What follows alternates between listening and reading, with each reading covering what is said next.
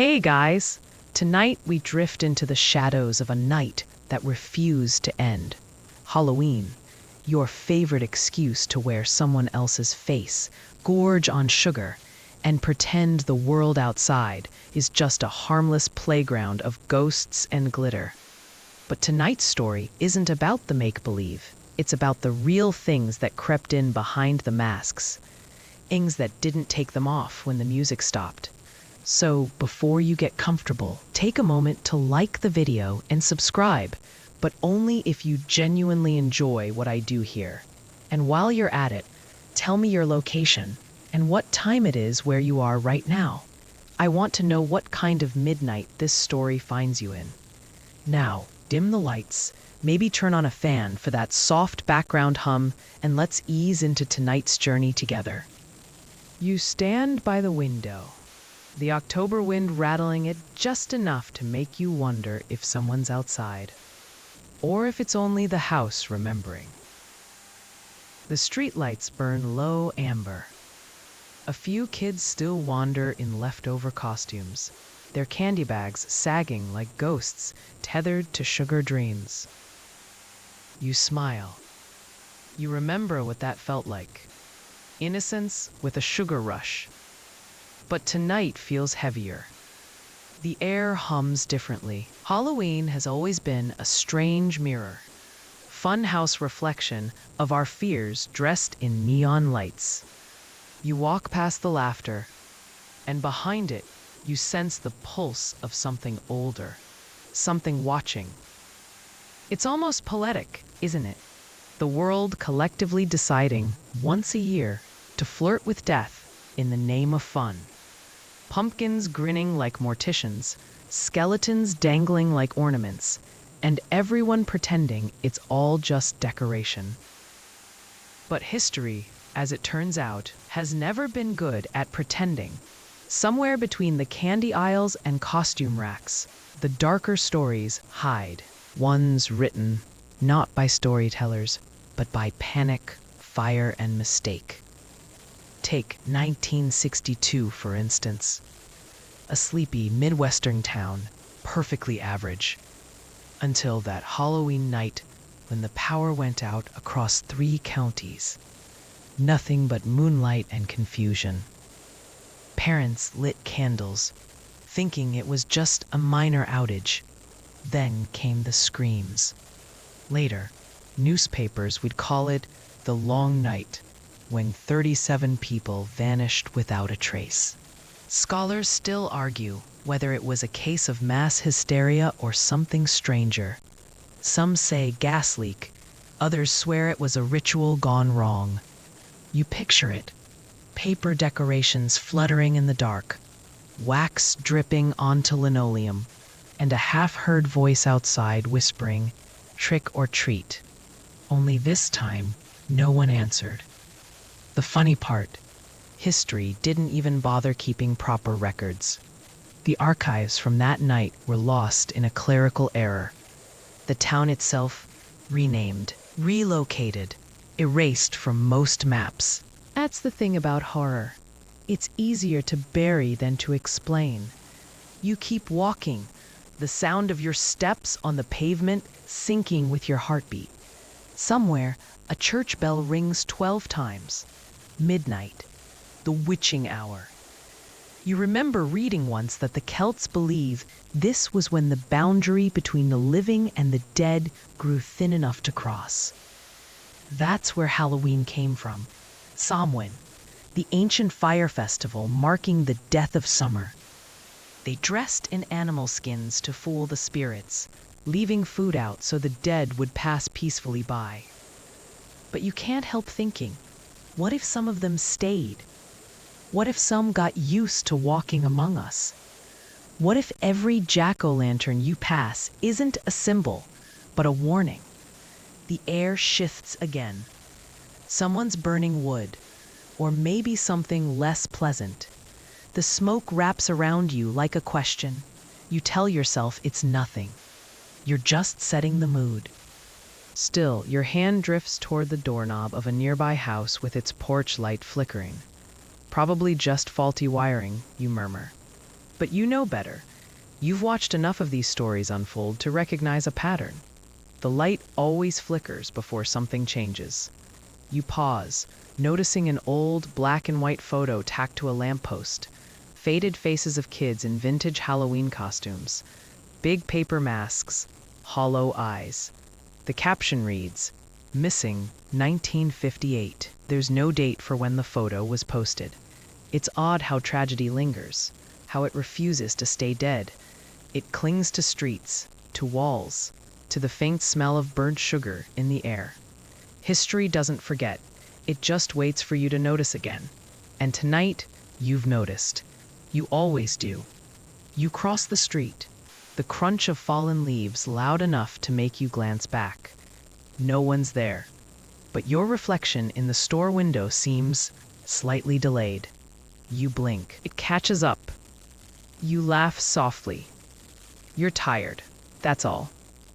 Maybe it's the way the orange lights distort everything, like an old horror film running a few frames behind. Funny thing, though, Halloween is supposed to be the night for pretending, but it's the one night when the truth shows up uninvited. The masks, the makeup, the laughter, they're just layers covering the same instinct humans have always had: to fear the dark, and to name that fear something safe. But what happens when the dark learns your name back? You stop walking. Somewhere, far off, a siren howls. The air tastes metallic, like pennies on your tongue. The laughter you heard earlier has gone silent. It's just you now, and the empty night stretching like an unfinished story. There's a rumor, one you probably shouldn't have read, about a certain year when Halloween simply didn't end. People went to sleep, but woke up still hearing knocks at their doors. Children dreamed of knocking, only to find themselves standing outside in the cold when they opened their eyes. Police reports described it as collective sleepwalking. Psychologists called it mass suggestion. Scholars still argue whether it ever happened. But you, standing here under a flickering light, start to wonder, what if this is that night again? What if Halloween never ended, just kept circling the calendar, waiting for you to notice the loop? You take a deep breath, the kind that tastes like dusk and old memories. Somewhere behind you, a voice whispers, not menacing, but close enough to your ear to make your skin prickle. You're late. And suddenly, every shadow on the street looks like it's waiting for you. You freeze. That whisper still hangs in the air, like smoke refusing to fade. You turn, half expecting to see a prankster in a dollar store mask, some teenager having fun at your expense. But the street is empty. The porch lights seem dimmer now, and even the trees look thinner, like the whole world has stepped back to make space for whatever just spoke. You tell yourself it's fine. It's Halloween, after all. People whisper strange things. The night makes liars of our senses. You walk again, slower this time, listening to your own steps echo off the wet pavement. It's that eerie quiet, the kind that hums louder than noise. As you reach the next corner, you spot the old community hall, boards on the windows, faded posters clinging to its walls. One of them catches your eye, a vintage Halloween flyer, orange paper now almost brown with age. It advertises a harvest costume ball, 1963, promising music, magic, and memories. You remember reading about this once. A fire that started right after the costume contest ended.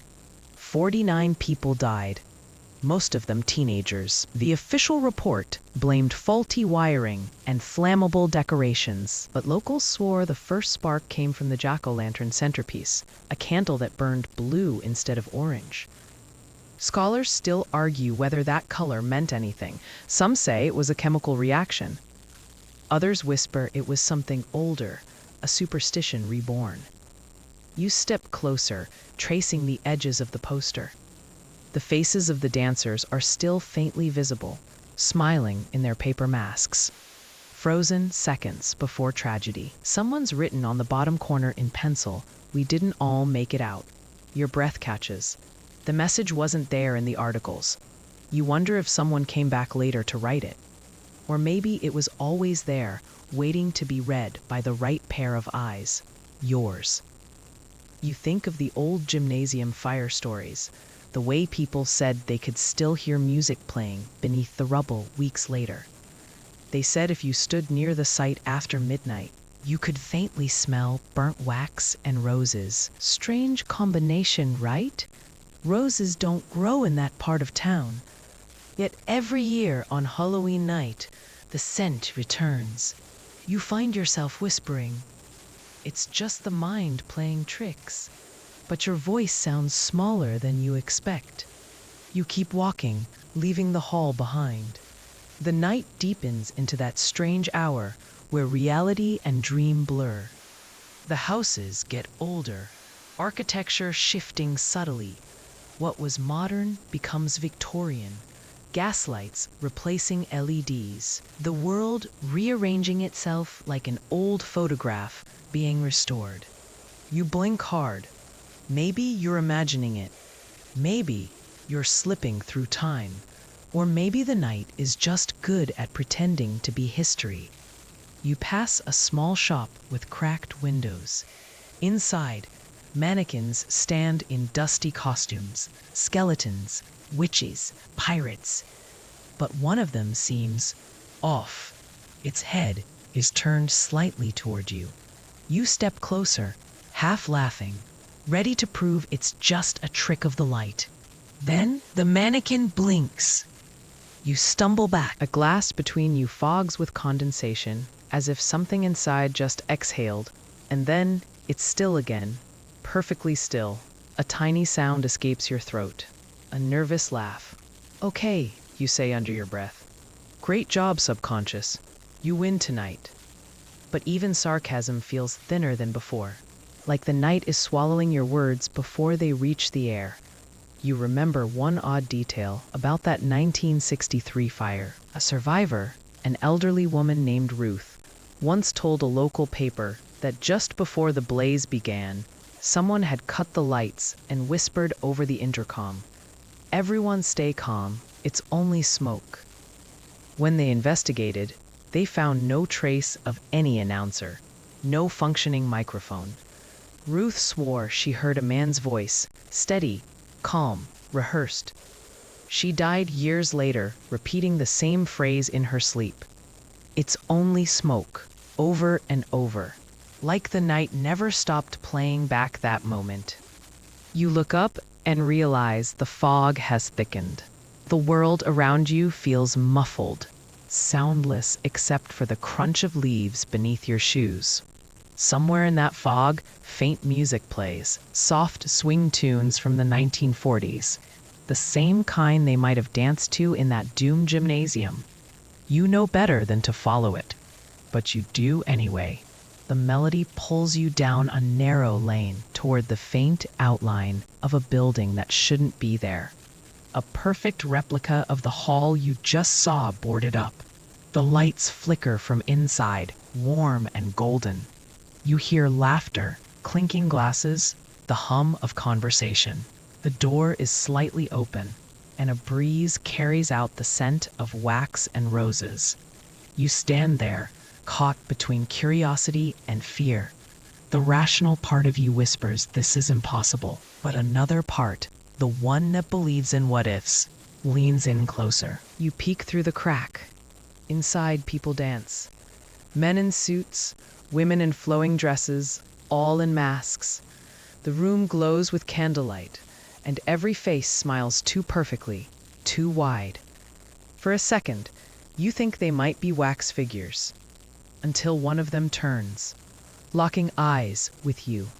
Their mask, painted white with a frozen grin, tilts ever so slightly, like an acknowledgement. Your breath fogs the glass again. The figure raises a hand and beckons. The music gets louder, smoother, almost hypnotic. You know what you should do. Walk away, wake up, laugh this off tomorrow. But your hand is already on the door. You push it open. Warmth hits you. The smell of burning wax intensifies. The dancers don't stop. The music doesn't skip. A man in a dark suit approaches, offering you a glass of something golden. His mask hides his eyes, but his smile looks familiar, like someone you've seen in a dream, or in an old photograph tacked to a lamppost. He whispers, "Welcome back." You open your mouth to ask what he means, but before you can speak, the lights flicker once, twice, and go out. The music stops. The smell of smoke returns, and you realize the night that refused to end never really ended at all. When your eyes adjust, you're standing in complete darkness. The air is thick and hot, every breath like swallowing ash. Somewhere behind you, a door slams shut. You spin around, hand reaching out in front of you, but there's nothing to grab, just empty space and the faint crackle of fire. You can hear it now, the sound of wood snapping, the muffled screams, the clatter of heels on a burning floor. It's chaos, yet eerily rhythmic, like the night itself has found a pulse. You stumble forward, trying to find the exit. The smell of wax and roses burns your throat. You tell yourself it's just a dream. It has to be. No one actually burns to death in 1963 twice. But then you hear a voice behind you, calm and steady, the same voice Ruth described. It's only smoke. You turn, and through the haze, you see him, the man in the black suit, his white mask reflecting the blue flames. He stands impossibly still, as if time itself forgot to move around him. You blink once, twice. He's closer now. The mask tilts, that same polite smile frozen in place. "It's only smoke," he repeats, his voice perfectly measured. You take a step back, bumping into a table. Something shatters. For a second, the entire room flashes. Ghostly figures caught mid-scream, mid-dance, mid-breath. And then, like film running out of reel, the image flickers and collapses into silence. You're standing outside again. The gem is gone. The fog remains. The street feels emptier than before, like the world has quietly erased a piece of itself. You exhale shakily, muttering something like a laugh. Maybe you really are losing it. Maybe this is what they meant by immersive storytelling. You start walking again, faster now, hands buried in your jacket pockets. The houses look unfamiliar, older, wrong somehow. There's an odd pattern you start to notice. Every porch you pass has a pumpkin on it, but all the faces are identical. Same uneven triangle eyes, same jagged grin. You stop in front of one and notice something else. The grin is still wet. The smell, metallic. You touch it, and your fingers come away red. It's not paint. Your stomach turns. The rational part of you immediately reaches for explanations. Kids playing pranks, fake blood, TikTok challenge. But deep down, you know this street doesn't belong to your world anymore. The night has folded itself over you like a blanket, and you're just walking through its memories now. You think about how Halloween's supposed to be about transformation, costumes, masks, pretending. Maybe that's what the night does too. It wears the world like a disguise, hides its scars under flickering lights and laughter. Maybe tonight you've slipped under that disguise. You remember another strange case, one buried in newspaper archives under miscellaneous incidents. Ohio, 1959. A neighborhood where every jack-o'-lantern bled real red wax instead of orange. Locals thought it was a supply issue, some weird pigment in the paraffin. But when they melted the wax down, tests showed it wasn't wax at all. No record of what it was remains. The samples disappeared. The town stopped celebrating Halloween the year after. Scholars still argue whether the report was authentic or just a hoax printed for shock value. You look down at your hand again. A blood, or whatever it is, has dried black under the streetlight. You hear a faint melody behind you. An old tune again, maybe from a vinyl left spinning too long. It's soft warbling and horribly familiar. It's the same song that played inside the burning gym. You turn. The fog parts slightly, revealing a figure standing on the corner. A child, maybe 10 years old, wearing a paper mask of a jack-o'-lantern. Their small hand holds a trick-or-treat bag, sagging heavy. You want to ask if they're lost, but the words freeze when you notice the bag is dripping. You take a cautious step forward. "Hey, kid, where are your parents?" No answer. You move closer, and the child lifts their mask. For a second, the streetlight flickers, and you see nothing underneath. Just hollow dark. No face, no features, only emptiness shaped like a child. Then the bag falls open. Dozens of small, charred candy wrappers scatter across the pavement. You recognize the logo. Old-fashioned taffy wrappers from the 1950s. The kind they stopped making decades ago. You blink, and the child is gone. Your heart's pounding now, echoing in your ears. You feel like running, but there's nowhere to run to. The street stretches endlessly in both directions, lined with bleeding pumpkins and flickering lights. You start walking again, muttering to yourselves like a prayer. It's only smoke. It's only smoke. It's only. The words taste wrong now. As you walk, your mind drifts to another Halloween tragedy, the kind no one calls by name anymore. 1974, the Candyman case.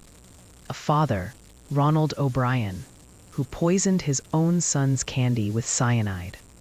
The case that birthed the poisoned candy panic that still haunts parents every October. You can't help but think about that now. The way something meant for joy turned into a weapon. There's a strange poetry to it. Sweetness and death, side by side. People still check their children's candy, even 50 years later. Scholars still argue whether that paranoia saved lives or ruined innocence. Maybe both. You stop walking. The street suddenly ends at a chain-link fence. Behind it lies an empty lot, nothing but gravel and a single tree. Hanging from its branches are dozens of paper masks, ghosts, clowns, skeletons, swaying gently in the wind. Beneath the tree, something glints, a locket. You pick it up, wiping the dust from its surface. Inside, there's a photograph, your photograph. You standing on this very street, wearing the same clothes, the same expression. Only one thing's different. Behind you, in the photo, the man in the black mask is smiling. The night feels suddenly smaller, tighter, like it's pressing in from all sides. You realize maybe this isn't a story you're hearing. Maybe it's one you've been living all. A whisper curls through the fog again, soft, patient. It's only smoke. But this time, the voice sounds like yours. The whisper lingers, slithering around your ears like a familiar tune you can't quite place. It's strange how your own voice sounds foreign in the dark, softer, almost tired. You try to laugh it off. Nice touch, subconscious. You're really outdoing yourself tonight.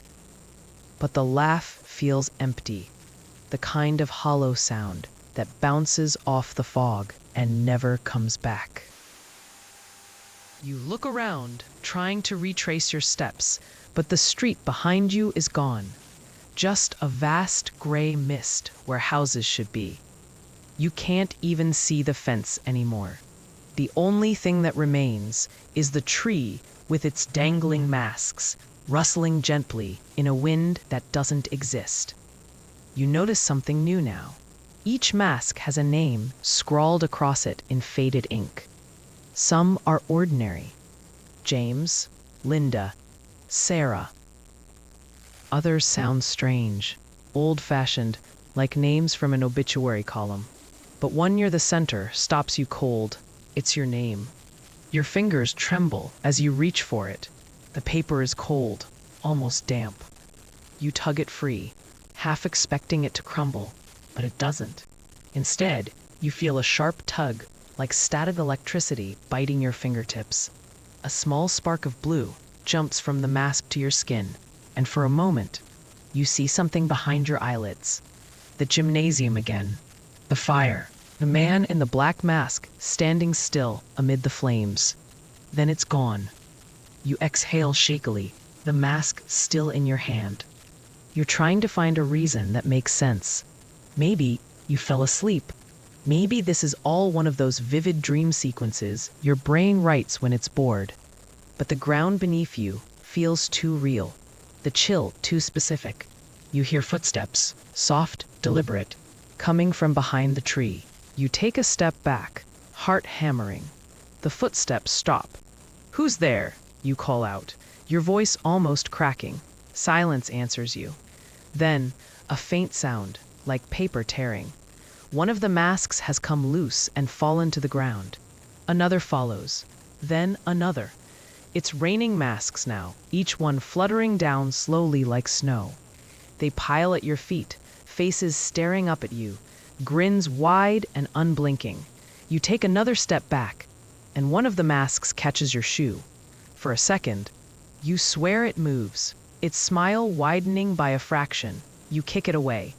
Nope, we're not doing that. But then, one of the masks, the one with your name, starts whispering. You can't make out words at first, just a low hum, like a voice underwater. You crouch down, holding it closer to your ear. And finally you hear it. Remember the parade. Your spine stiffens. You don't remember any parade. But the whisper grows more insistent, echoing now through all the masks around you. Remember the parade. Remember the parade. Remember. You press your hands over your ears, but the sound crawls inside your skull.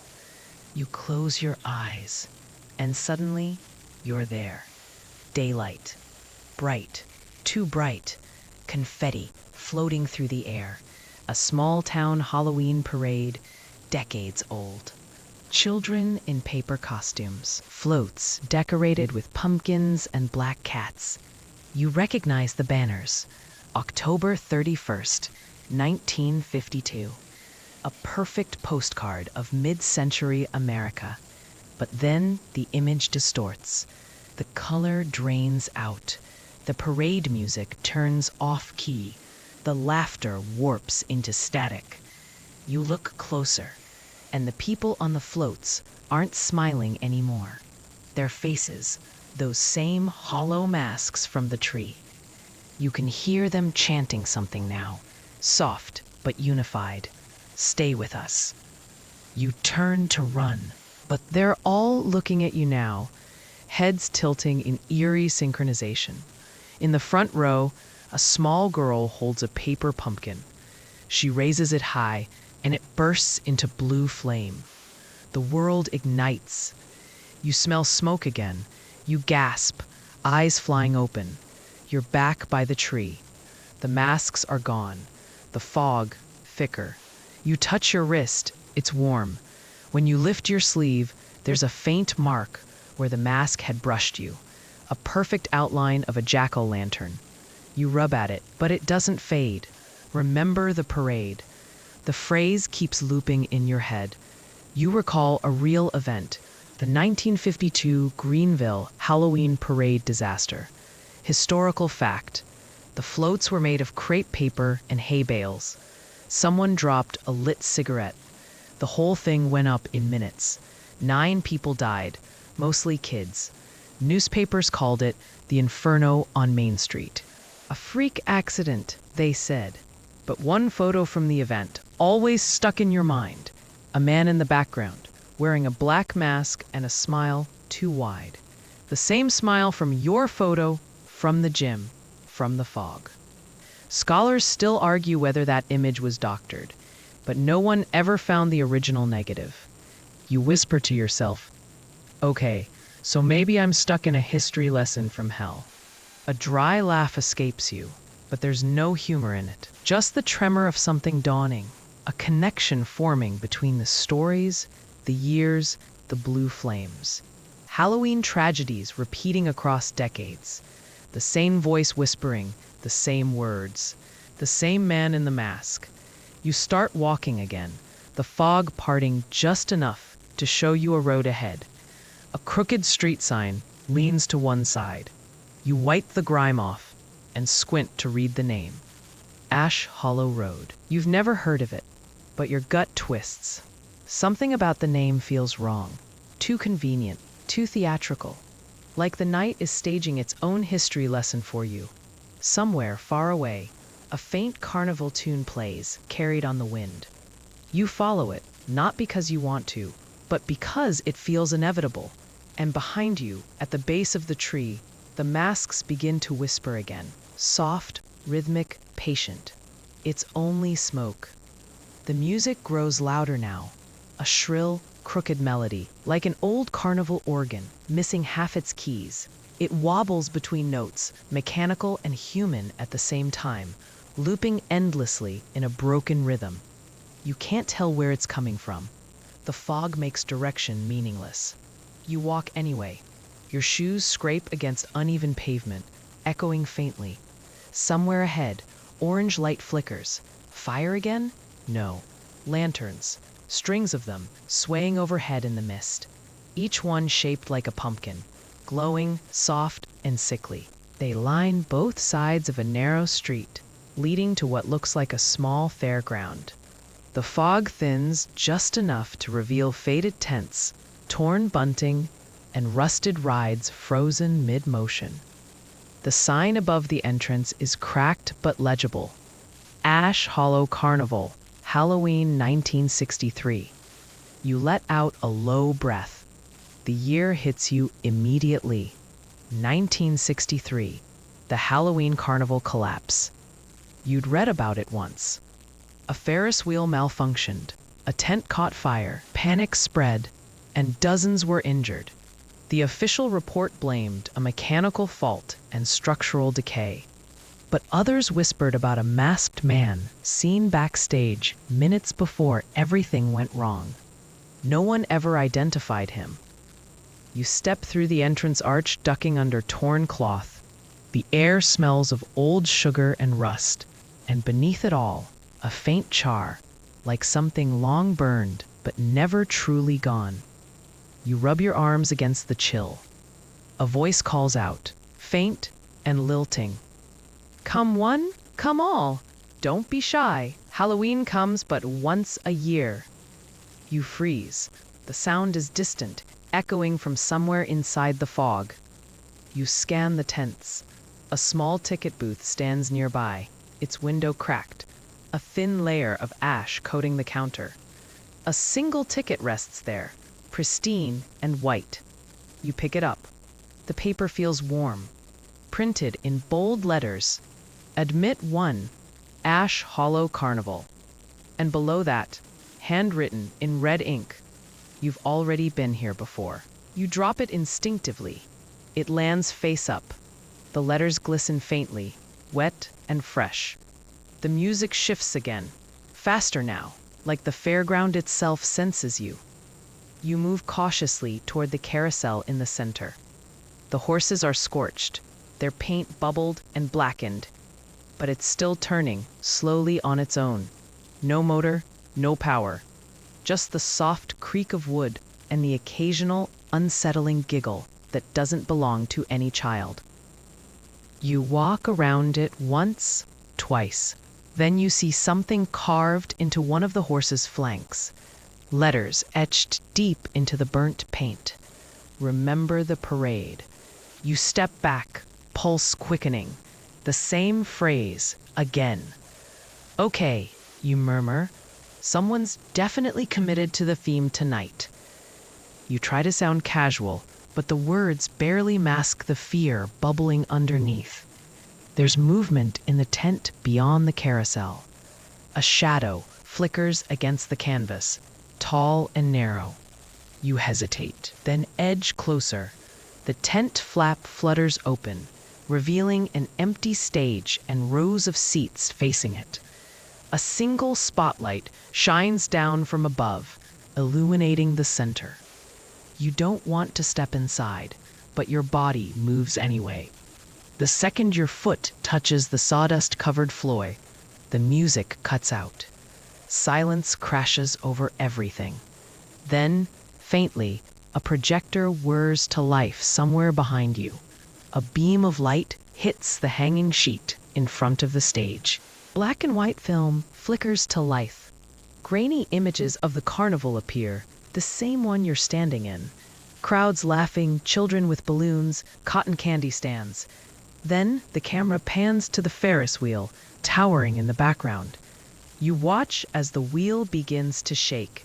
The film trembles with it. People start to scream. The image warps and blurs as if melting from the heat of the fire that follows. And there, just before the frame burns out, you see him again, the man in the black mask, standing motionless at the edge of the chaos, watching it all unfold. The film sputters and ends. Smoke curls from the projector, filling the tent. But the smoke doesn't smell like plastic or heat. It smells fresh, wet, like fog. You turn around, coughing, and he's there, a figure in the doorway. The same mask, smooth, black, featureless, except for that faintly exaggerated smile. He tilts his head slowly, the motion eerily familiar. You stumble backward, hand brushing against the stage curtain. Hey, look, I'm just passing through, okay? No need for the dramatic entrance.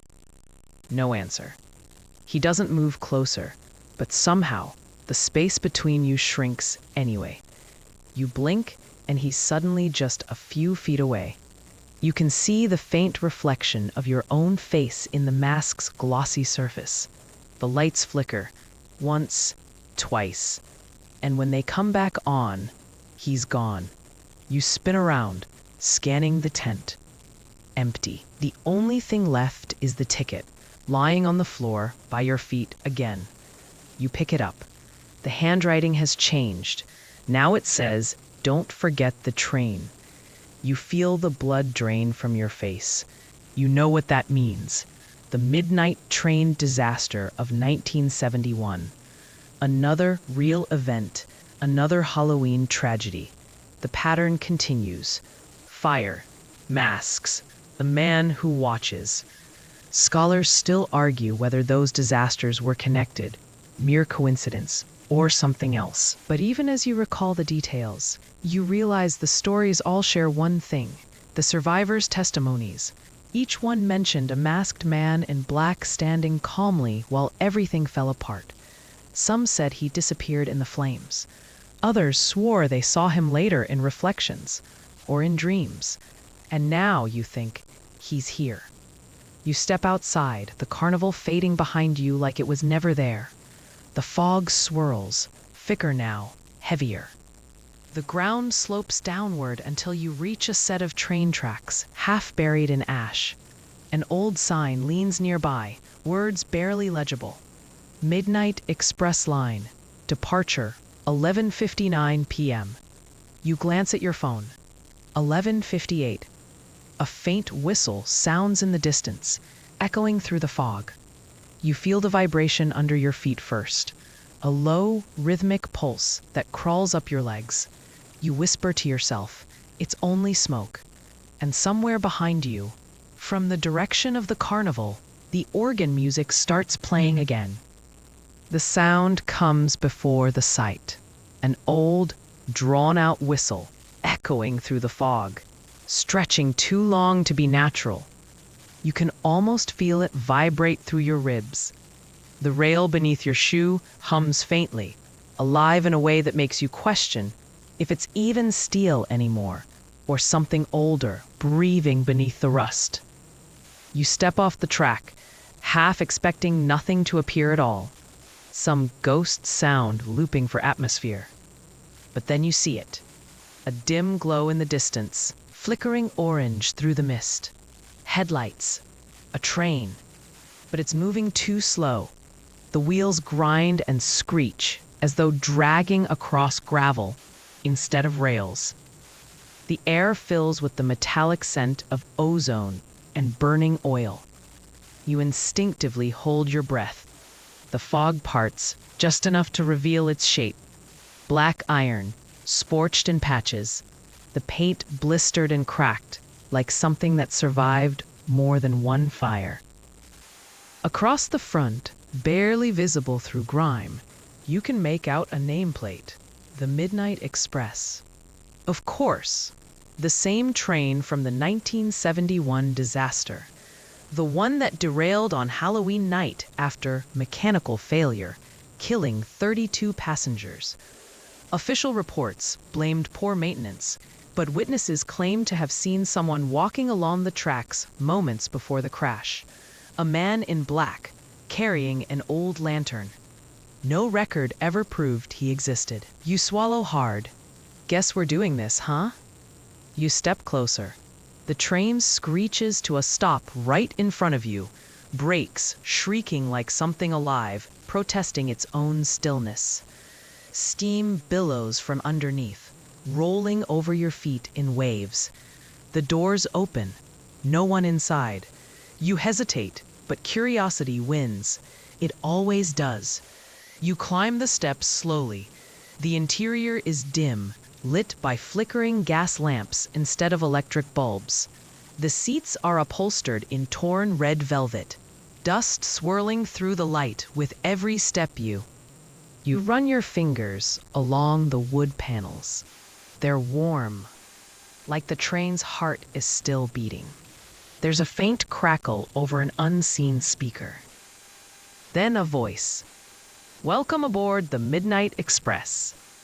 Please keep your hands, feet, and memories inside the carriage at all times. You freeze. The voice is calm, almost cheerful, but it carries an echo as though it's being spoken through layers of static and time. You take a seat near the window. Outside, the fog thickens until it's impossible to see anything beyond the glass. The train lurches forward. You weren't ready for that. The sudden motion almost throws you off balance. You grip the seat. The air inside grows warmer, thicker, like the start of a fever. A faint, rhythmic sound joins the wheels' clatter, something like a heartbeat woven into the machinery. You glance around. The other seats are empty, or at least you think they are, until one of them moves. A shape sits 2 rows ahead, back turned to you. You didn't see it before. A figure in an old trench coat, collar high, their head tilted slightly toward the window. You lean forward to look, but your breath catches. The reflection in the glass isn't theirs, it's yours. You blink. The reflection moves a second later than you do, like it's lagging behind reality. When you raise your hand, it hesitates before following. You whisper, "That's new." The train jolts again, harder this time. A soft laugh echoes down the aisle. You turn. The figure's gone. The seat is empty. But there's something left behind, a folded newspaper lying neatly where they sat. You reach for it. The pages crumble slightly under your touch. The date reads November 1st, 1971. The headline, Halloween Midnight Train Tragedy. all aboard burned alive. Beneath it, a photograph.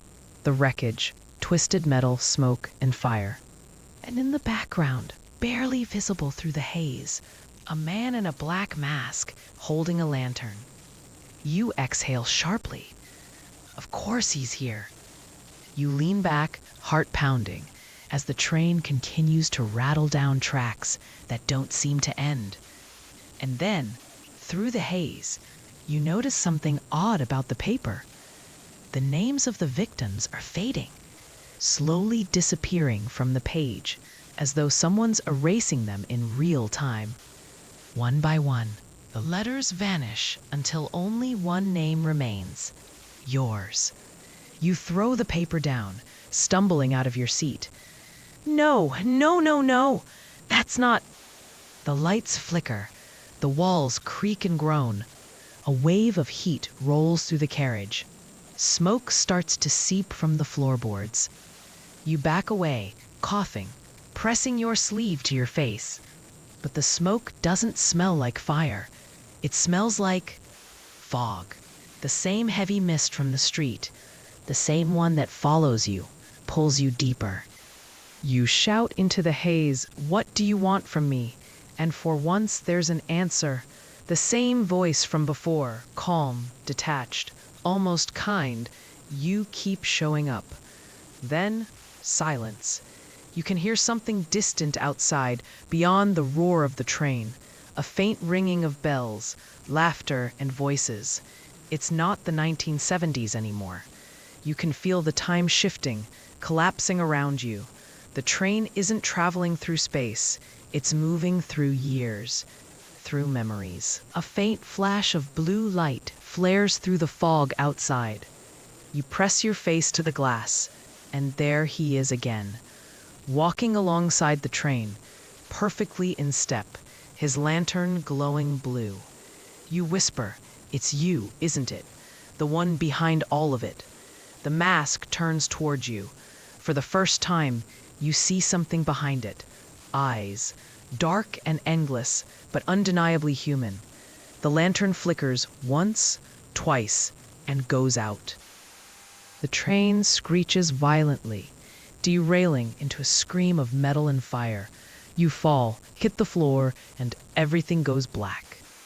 When you open your eyes, you're lying on the tracks again. No train, no fog, just silence. The sky above you is clear. You sit up slowly, half expecting pain, but there's none. Only the faint smell of smoke clinging to your clothes. You check your phone. The time reads 12 o'clock a.m. Halloween has just begun. The air feels different now, thinner, quieter, as if the world is holding its breath. You push yourself to your feet, brushing off the soot that isn't really there, and look around. The tracks behind you vanish into a darkness that eats light whole, but ahead, faint glimmers pulse through the mist like fireflies. You start walking. The silence is thick, too heavy for comfort. Even your footsteps sound dampened, as though the ground itself is swallowing them. You realize how cold your hands have become, but when you try to rub them together, the friction feels delayed, like your body and your movement aren't quite in sync. You whisper, "Okay, not the weirdest thing tonight. Let's just keep moving." The faint glow ahead grows clearer. A series of candles, hundreds of them, flickering inside glass jars lined along a narrow dirt path. Each jar has a small label taped to it, names written in cursive. You crouch beside one. Daniel H. The next, Ruth M. The next, you. You don't want to touch it, but of course you do. The moment your fingers brush the glass, the flame jumps higher. A sudden blue burst that illuminates everything for a second. And in that second, you see them. Figures standing between the jars, perfectly still. Not ghosts, not solid either. Outlines, flickering like candlelight given human shape, each one wearing a different Halloween costume, frozen mid-pose. A clown, a nurse, a cowboy, a child in a paper pumpkin head. And all of them are watching you. You straighten slowly, trying to keep your voice steady. "Hey there, nice costumes. You guys, doing a group photo or something?" No one moves. The only sound is the faint hiss of candle wicks burning in unison. You step backward, 1, 2, and one of the figures mirrors you perfectly, step for step. You stop. It stops. You raise your hand. It raises its hand. You whisper, "Nope." You turn and start walking faster down the candlelit path.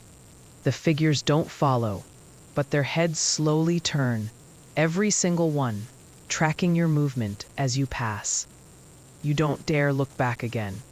A few minutes, or maybe hours, later, the candles end, and you reach the edge of what looks like a small village square. Cobblestone streets, old wooden signs, a church bell tower looming over everything, crooked and leaning slightly to the left. You recognize it instantly, or at least your memory does. You've seen it in grainy black and white photographs from the 1980s. Hollow's End Church, site of the 1987 Halloween mass poisoning, a local celebration turned nightmare when the candy distributed to children was tainted. 31 lives lost. The case was never solved. You breathe in the faint scent of sugar and something sour clinging to the air. This is turning into a greatest hits collection of historical trauma, you mutter. The church doors creak open. You hesitate, but your body moves on autopilot now. The interior is dim, lit by candlelight. Rows of pews stretch out ahead, empty. Or so you think, until you realize the people sitting in them aren't people at all. They're mannequins, dressed in dusty Halloween costumes, their heads tilted toward the altar. You take a few steps forward, and one of them twitches, just slightly, enough for your peripheral vision to catch it. You freeze. Then, slowly, a soft creak echoes through the church as every mannequin turns its head toward you. The sound of 100 neck joints moving in unison is worse than any scream could be. You whisper, "You probably won't survive this." It comes out half joke, half prayer. At the altar, something glows faintly blue. A single glass bowl filled with candies, old wrappers, torn and faded. You move closer, drawn to it despite every instinct screaming at you to stop.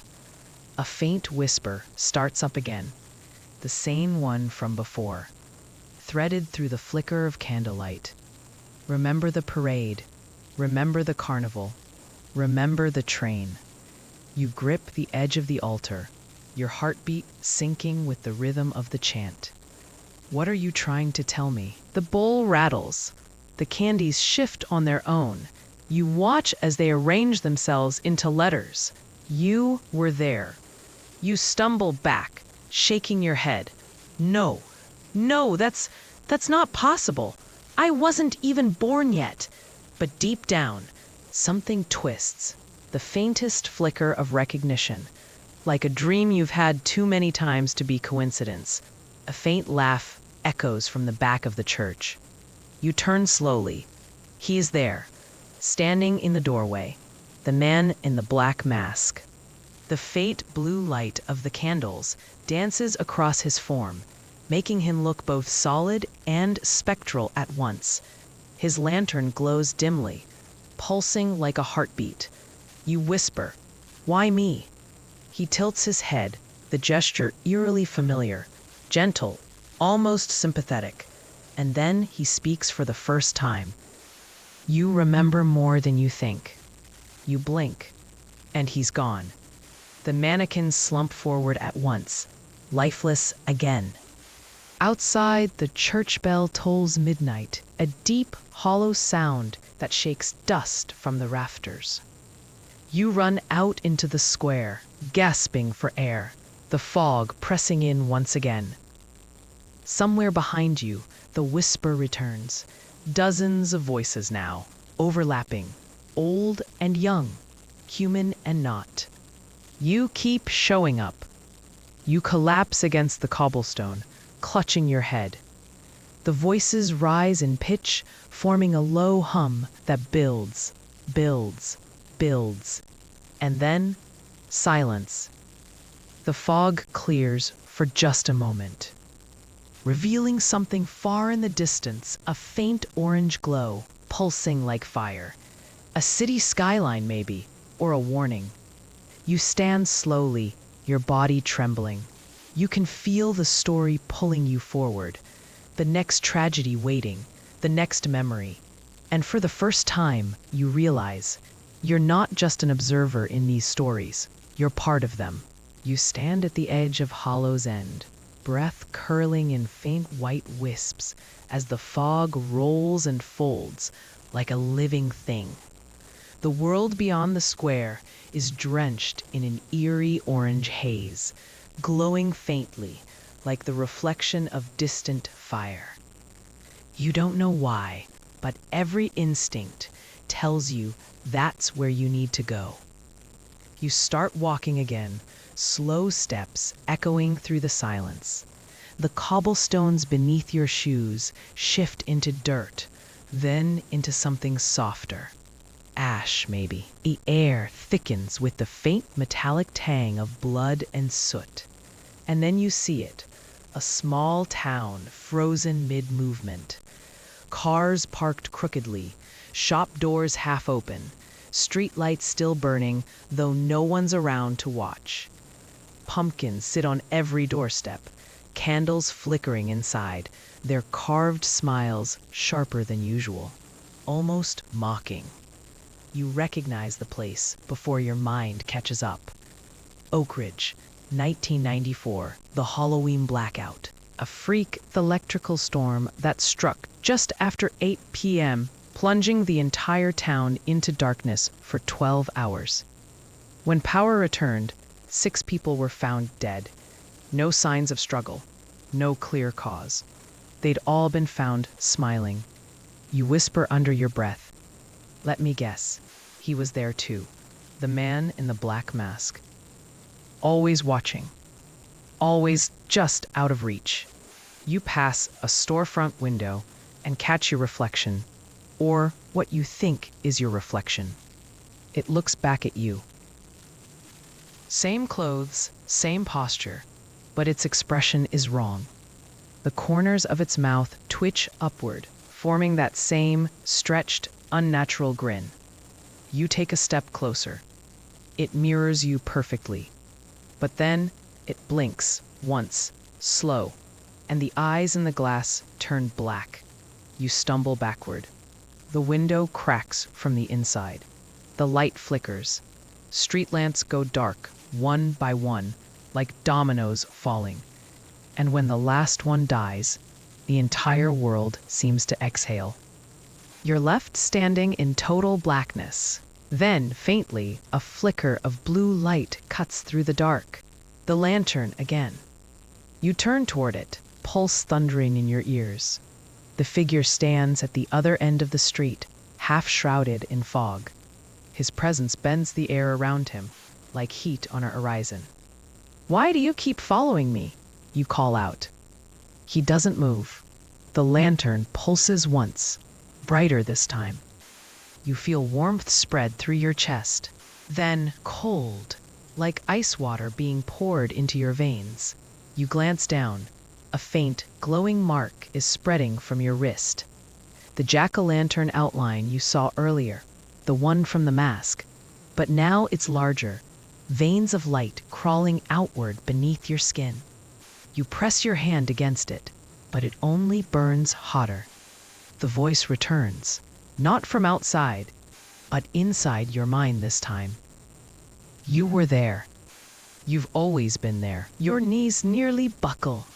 The images come rushing in before you can stop them. Flashes of the parade, the carnival, the train, the church. Each time you see him, but now you see yourself too. Always nearby in the crowd, just another face in the chaos. Sometimes holding a lantern, sometimes not. Sometimes watching, sometimes helping. You gasp, gripping your head. No, that's not real. That's not me. The world stutters. The fog flickers like static. You look up, and the man in the mask is gone. In his place stands a child, a small boy, maybe 8 years old, wearing a homemade ghost costume made from a bedsheet. 2 holes cut out for eyes. The fabric is torn at the edges, dirty and damp. He's holding something in his hand, a paper mask. He looks at you and says softly, "You left me." The voice cuts deeper than any scream could. You shake your head, stepping backward. I don't even know who you are, but part of you does. You remember a storm, a house, the crackle of electricity in the air, a flash of blue light, and then silence. The blackout wasn't an accident. You remember running outside with a lantern, searching for someone. A brother? A friend? The memory slits through your fingers like smoke. The child tilts his head. That same gesture you've seen in the man. He steps forward. The mask in his hand starts to glow blue. You whisper, "Don't." He presses the mask to his own face. The light swells and the shape of the child begins to stretch, distort, elongate. The eyes behind the mask turn black again. The grin widens. When the light fades, the boy is gone, and the man in the black mask stands in his place. You stumble backward, shaking. "You're not real." His voice is calm. "Neither are you." The lantern flickers violently now, casting shadows that dance across the walls of the empty town. You turn to run, but the street ahead twists, buildings melting into one another, glass bending, streetlights spinning, until the world becomes a spiral of glowing orange and blue. The voice follows you through the distortion. Every Halloween, every tragedy, every time someone dies wearing a mask, you're there. The realization hits you like a physical blow. You're not being haunted. You're haunting yourself. The man, the presence, isn't following you through time. You're following him, over and over, across decades. The fog thickens again, and the town fades away. You find yourself standing in a forest clearing. The air hums faintly. The trees are bare, their twisted branches reaching toward a moon, too close, too bright. You can feel it in your bones now, the truth pressing against you from all sides. You've been here before. You've seen this clearing, and you know what comes next. In the distance, you hear the faint crackle of fire. The scent of smoke drifts through the air. The night isn't done with you yet. The forest breathes. That's the only way to describe it. Each gust of wind sounds like an exhale, heavy and rhythmic, as if the trees themselves are alive, waiting, listening. You clutch your chest, still feeling that burning sigil pulsing beneath your skin. It beats like a second heart. The flicker of fire ahead grows brighter. You push through the undergrowth, leaves crunching softly under your feet, until the glow opens into a clearing. And there they are. Dozens of figures, standing in a circle around a massive bonfire. Every one of them wears a mask. Not plastic, not costumes stored cheap, but handcrafted. Some carved from wood, others of porcelain, bone or wax. Some resemble animals, others have no clear shape at all, like distorted human faces frozen mid-scream. The fire crackles in the center, its flames unnaturally blue. The sound it makes isn't right.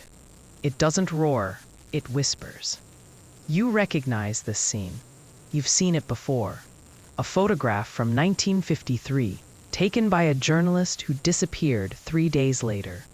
The caption had read, "The Lantern Keepers, Halloween Gathering," but no one ever found the location. Until now. The masked figures turn in unison as you step closer. Not fast, not aggressive, just slow, deliberate. You can feel their eyes behind the masks, tracing your every movement. At the far end of the circle, a tall figure steps forward. The man in the black mask, lantern in hand. Its light dances over the other masks, turning them from eerie to almost reverent. "You've found your way back," he says. His voice is both close and far, echoing through the trees like it's coming from inside your head. You swallow, your throat dry. "Back from where?" He tilts his head. "From forgetting." The bonfire flares, shooting sparks into the sky. The figures around it begin to hum, a low, deep resonance that vibrates through your bones. The air tastes metallic, like electricity. You shake your head. What is this place? He gestures toward the fire. This is where the veil thins, where stories and truth trade faces. You step closer, despite yourself. You've been following me through time, through history, every Halloween, every disaster. He takes a slow breath. "No, I've been remembering you." You freeze. "What do you mean?" He raises his lantern, and its light intensifies, so bright you have to shield your eyes. You are not the observer. You are the spark, the beginning of every story I've walked through, every shadow I've worn. You look down again. The glowing mark on your wrist is spreading faster now, up your arm, across your chest. Lines of light forming a pattern, a circle. A symbol you've seen before, burned into the walls of old churches, carved into the floor of the abandoned asylum, hidden beneath years of dust. You whisper, trembling, "The lantern's seal." The man nods. "It was yours, long before it was mine." The humming grows louder. The massed congregation begins to sway, slowly, as though entranced. The trees themselves seem to lean inward, drawn toward the energy building in the fire. The man steps into the flame. It doesn't burn him. The blue fire curls around his body, licking the edges of his cloak like living smoke. He lifts the lantern high and calls out. The forgotten one returns. The masked figures kneel. You can't breathe. The world around you begins to twist again, melting between moments. Flashes of all those past nights colliding into one. The parade, the train, the church, the blackout, the child, all bleeding into this single instant. You see your own face among the crowd, over and over, in 1,000 different masks. You cry out, clutching your head, "Stop! Please stop!" The man lowers the lantern. The light dims to a soft pulse. "Do you finally see?" he asks quietly. "You never escaped the night. You are the night." You shake your head violently. "No, I'm real. I'm alive." He steps closer, the firelight reflecting off his black mask. "Are you?" You walk through the stories of others. You watch history repeat itself and call it research. You collect tragedies as though they were your own memories. You built Sleepless History because you can't rest. Your breath catches. "How do you?" He cuts you off. "Because I am you." The lantern flickers once more, then goes out completely. The bonfire collapses into itself, flames dying in an instant. The masked congregation vanishes with it. No sound, no trace, just the whisper of smoke and the faint scent of ash. You're left standing in the clearing alone, in utter silence. The moon above you is full, impossibly large. You can see your reflection in its light. Not the face you remember, but the black mask staring back. And from the distance, faintly, comes the sound of children laughing. Trick-or-treaters, Halloween night. You're back in your own time. Or so you think. You look down at your hands. The mark is gone. But your shadow, stretching long behind you, flickers slightly. Its head tilts. Not yours. The voice returns one last time, softer now, almost gentle. History doesn't haunt us, my friend. We haunt history.